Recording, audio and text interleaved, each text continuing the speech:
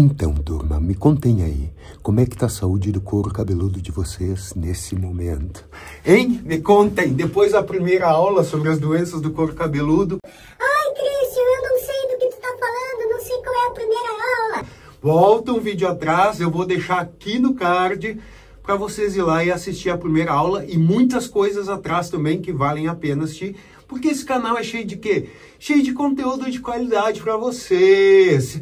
E para quem não me conhece, chegou aqui de paraquedas, muito bem-vindos. Eu sou o Christian Schipper, sou barbeiro e cabeleireiro há mais de 20 anos, especialista em colorimetria, doenças capilares, tricologia, cosmetologia, prótese capilar, muitas coisas. E estou fazendo aqui essa semana sobre doenças do fio de cabelo e do couro cabeludo. Então, se tu perdeu o vídeo passado, como eu já disse, volta um atrás que tu vai entender e vai pegar o fio da meada. Furado, vamos para o conteúdo de hoje, que é as alopécias ou alopecias, como vocês quiserem.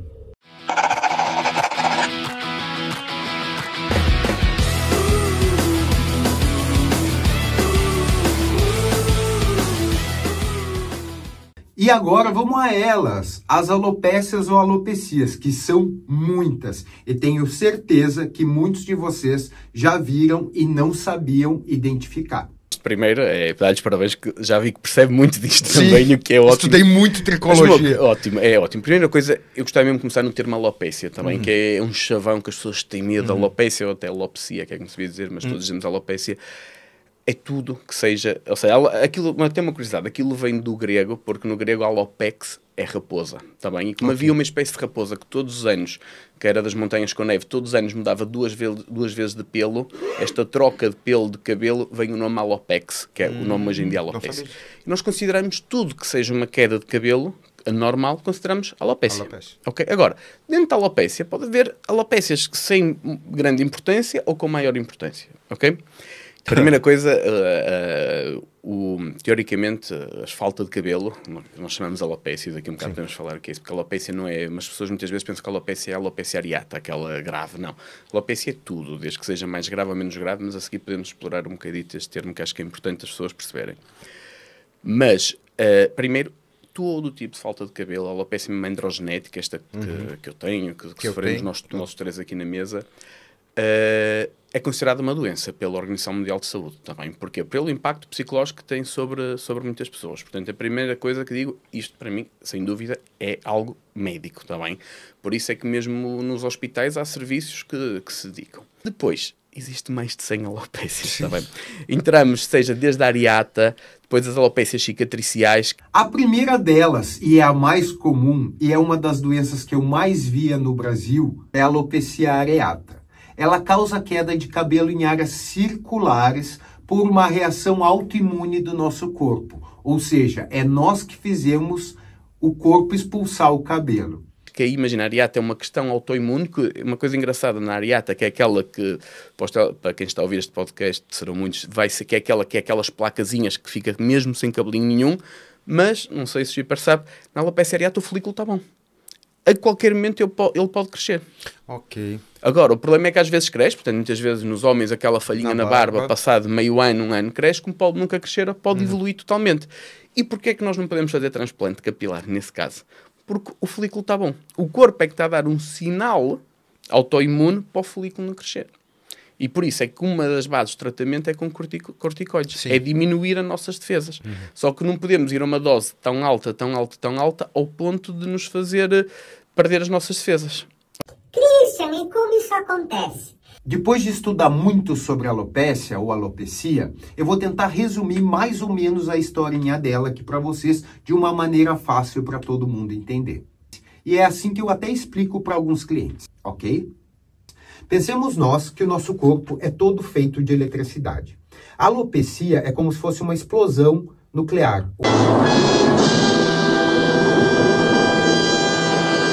Uma descarga elétrica muito forte. Isso acontece normalmente quando nós temos traumas muito fortes ou altos picos de estresse. Inferno!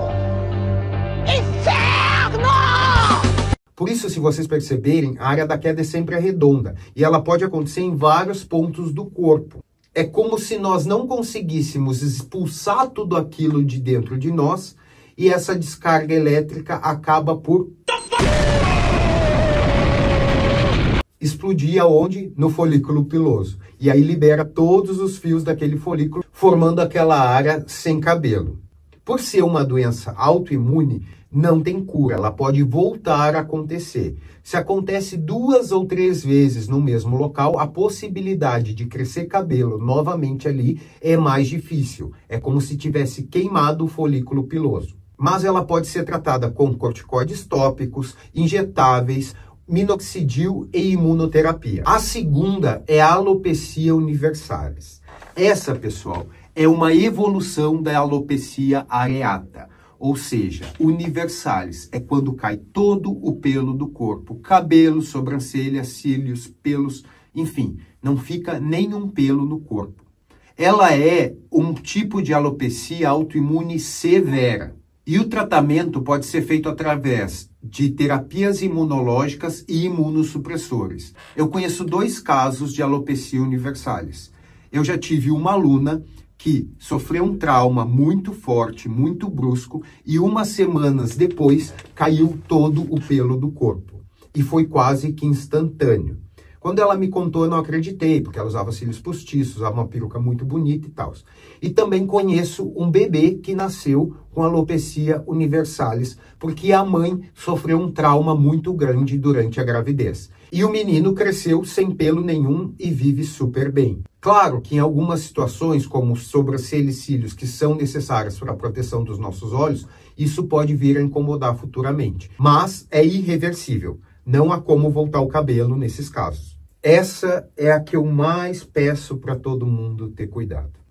A alopecia por tração. O que acontece? Muitas vezes as mães pegam as crianças quando são pequenas e botam o pé nas costas e puxam o cabelo até a criança ficar chinesa, mesmo já sendo chinesa. Quando faz umas tranças muito apertadas, que nota-se que está a doer o cabelo, por muito bem se habitue, isso está a fazer mal ao cabelo. Também está a fazer mal para o futuro. E nós temos a alopecia tracional, muito frequente na raça negra, que é tantos anos a usar trança, perde o cabelo. Ou das mães, eu sempre... Das mães, no Brasil é comum as mães pegar as crianças, eu digo, bota o pé nas costas e puxa. E isso aí com os anos está ali... Alopecia de tração. E fica uma... perde toda... É uma alopecia cicatricial. Aquilo Sim. vai mesmo vai destruir o folículo. Isso começa a arrebentar e a puxar todo o fio dessa parte que nós chamamos de tiara. Quando isso acontece com frequência, o nosso corpo entende que não se deve produzir mais pelo nessa região. Ou seja, eu tiro um pelo, o corpo vai lá e bota. Eu tiro outro pelo, o corpo vai lá e bota. Na terceira vez ele diz, pô, não é para ter pelo aí, não vou botar. Isso nós vemos hoje nos adultos. Muitas pessoas que usam tranças muito apertadas, mega hair muito pesado, e o mega hair ajuda muito na alopecia por tração, porque muitas vezes a pessoa que coloca não sabe que o peso do cabelo do mega tem que ser mais ou menos o mesmo peso da mecha que ela vai colocar. Então, quando se coloca um mega hair muito pesado ou tranças muito apertadas, penteados muito puxados, isso vai causar alopecia por tração. E como... Ó, o avião de novo. 2 horas depois... E como é por tração, ou seja, é por violência, causa danos cicatriciais. E aí não tem nem como fazer implante, porque já não há mais folículo ali saudável para fazer crescer um cabelo.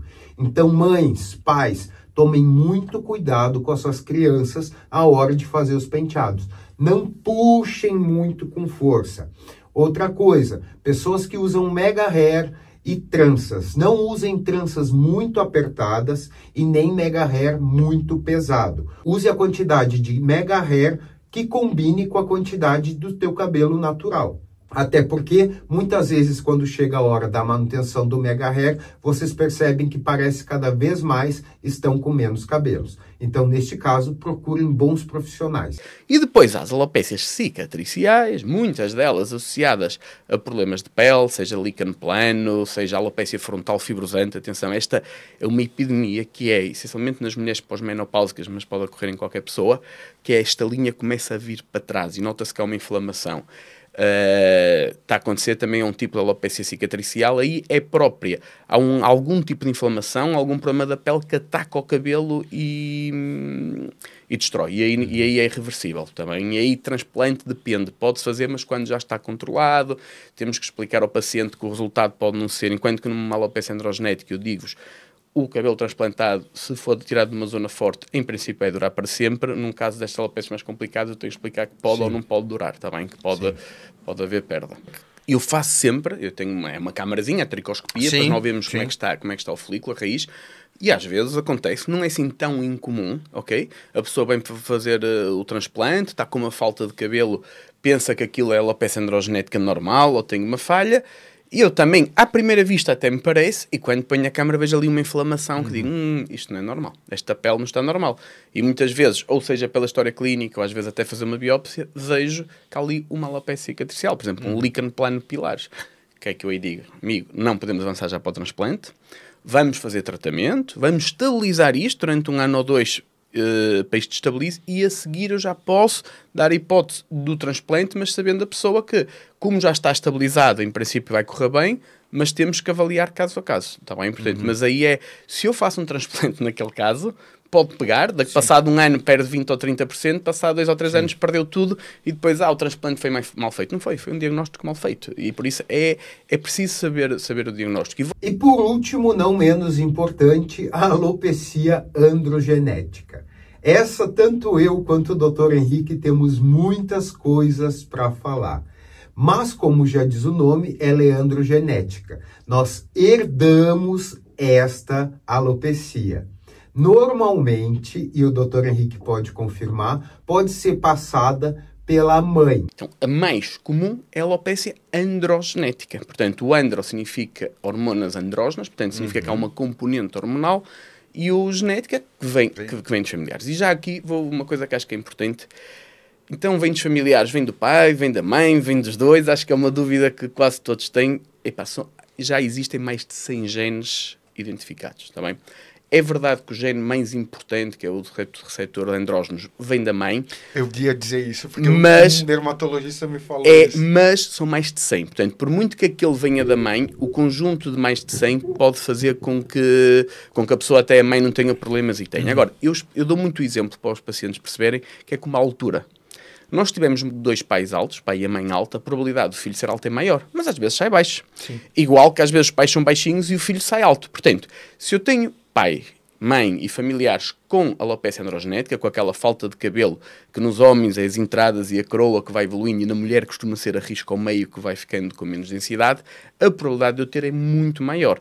Mas não significa que eu vou ter obrigatoriamente. O que também não significa que o pai e a mãe tendo, eu vou ter que ter. Portanto, há muito maior probabilidade, mas não significa. Então, estávamos a falar um bocadito do palavrão da alopecia. Portanto, existe esta que é genética, androgenética, é mais comum que afeta. Os primeiros sinais da alopecia androgenética ou da calvície começam a aparecer ali entre os 18 e 25 anos. E essa perda de cabelo, turma, ocorre progressivamente devido a hormônios androgênicos. Genética devido aos hormônios DHT. Mas aqui o Dr. Henrique vai explicar um pouco mais. Da puberdade pode começar a qualquer momento, tá bem? Sabemos que há um pico grande ali entre os 18 e os 30 anos, tá bem? Mas depende. Depende de cada pessoa. Individual. É 18 anos com muito pouco cabelo. Vocês, profissionais da área capilar, são os melhores para começarem. Ou seja, começa sempre com uma coisa que é chamada miniaturização. Portanto, não é que o cabelo está a cair mais ou menos, tá bem? O cair mais ou menos, normalmente é o tais e flúbios ou assim. E os homens normalmente dizem isso. Eu nunca notei cair muito cabelo. Nota é que passam uns anos e só caiu muito. E eu muitas vezes faço esta pergunta. Ok, esquece esta queda que estás há 3 meses a ter. Diz uma coisa. Tu há 3 meses antes desta queda, estavas igual ou estavas pior do que há 5 anos atrás? E é isso. Não, realmente eu perdi 20% de volume. Ou realmente, isso é que me mostra também. Porque o cabelo, e agora mais curiosidades do cabelo, e aqui o Cristian também devem saber, portanto, nós nascemos com muitos cabelos. E o cabelo tem o seu ciclo, portanto tem um ciclo. Isto em geral, um cabelo tem uma fase que é uma fase anágena, que é a fase de crescimento que dura de 2 a 7 anos. Mas vamos por assim 4 anos, nas mulheres um bocadinho mais, 4 a 5 anos. Por isto é que faz com que há pessoas que conseguem ir com o cabelo até aos pés, outras só 30 ou 40, porque depende do ciclo de cada pessoa e do crescimento. Então, temos esta fase anágena, temos uma fase de transição e temos uma fase que é a fase telógena, que é durante 2, 3 meses que ele está a cair para ser renovado. E nós todos nascemos predispostos a ter alguns ciclos. Portanto, vamos supor que nós estamos Nascemos e o nosso cabelo aguenta 30 ciclos ou 25 ciclos fortes. Se durarem 4 anos, até aos 100 anos eu não vou ter problema. Ok? A alopecia androgenética dá sinal para que esta fase anágena comece a ser mais rápida. Portanto, em vez de ser 4 anos a crescer, só está 1 ou 2 anos a crescer. Então, começa-nos a esgotar estes ciclos de crescimento capilar. O esgotar estes ciclos de crescimento capilar vai fazer com que, quando já vamos no 20º ou no 25º, vai começar a nascer cabelo fininho. Então, em vez de eu ter uma unidade folicular com 2, 3 cabelos grossos, eu começo a notar cabelos muito fininhos. É tal miniaturização. Começa sempre por aí. E aí é que eu digo, é onde vocês conseguem ver. É logo que se nota miniaturização, mais do que uma queda. O que eu quero dizer é, vocês têm aqueles clientes de confiança, somente se tiverem mulheres, agora está a cair muito. Muitas vezes é isso, opa, andas mais deprimido, ou seja, é uma coisa que até, eu aí até admito que digam, ok, olha, peguem estes produtos, muitas vezes tem no cabeleireiro ou nos barbeiros, vejam como é que está, daqui a 3 meses vamos ver se isto controlou, pá, olha, controlou, porreiro. Mas quando notam que há cabelo mais fino, aí é quase sempre a alopecia androgenética, okay. Também, portanto, aí é que tem mesmo que referenciar.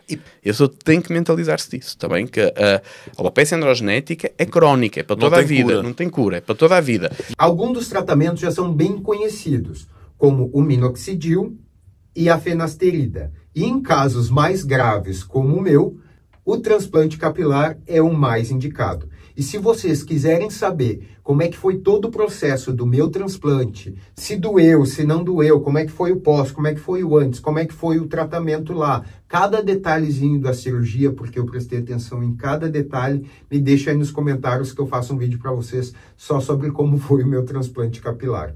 E esse já é o resultado de 3 meses, pessoal. Então, acho que deu certo. Depois, nós temos o eflúvio telógeno, que é como se fosse um adiantamento da fase telógena. Vocês sabem, vocês lembram o que é telógeno, anágeno, catágeno? Se não, volta um vídeo atrás. Perfeito. Pois existe, também para vocês saberem, uma coisa que é os eflúvios, tá bem? O que é o eflúvio? Telógeno o telógeno agudo, que é o mais frequente.